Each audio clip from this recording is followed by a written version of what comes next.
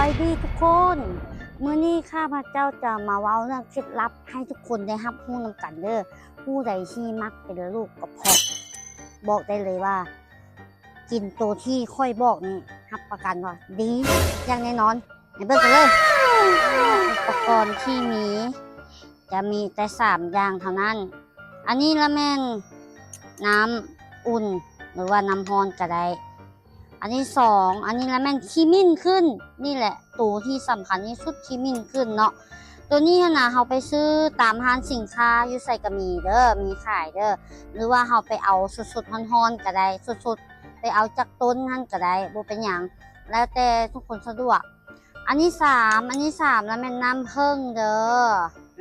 น้ำผึ้งเราจะมี3อย่างแบบนี้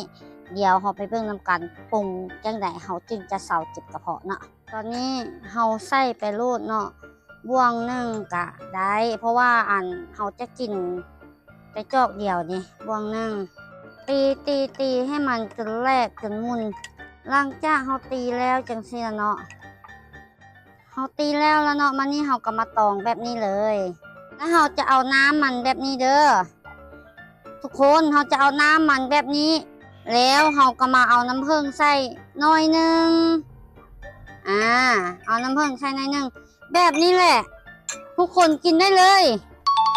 ทุกคนบัดนี้เราตีแล้วบัดนี้ตามที่เราตีแล้วเราเอาน้ำผึ้งใส่หน่อยนึงแล้วเนาะกินเลยกินแบบนี้เลยสดๆร้อนๆแบบนี้เลยเด้อทุกคนแล้วผู้ใดที่เจ็บ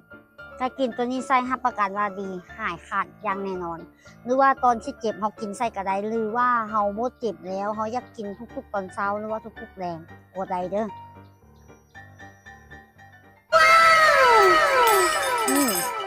กินง่ายสบาย